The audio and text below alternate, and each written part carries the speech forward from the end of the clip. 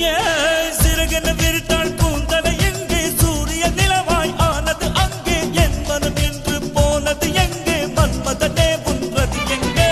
கன்னத்தை தொட்டால் சந்தனம் கொட்டும் வெட்கத்தை தொட்டால் குங்குமம் கொட்டும் புன்னகை பட்டால் மல்லிகை கொட்டும் பார்த்தால் பருவம் மூச்சு முட்டும் காணல் ஓசைகள் செம்பனை தேடும் அம்மம்மா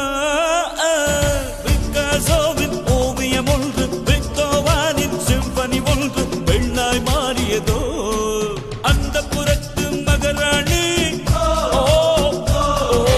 அந்த புறத்து மகராணி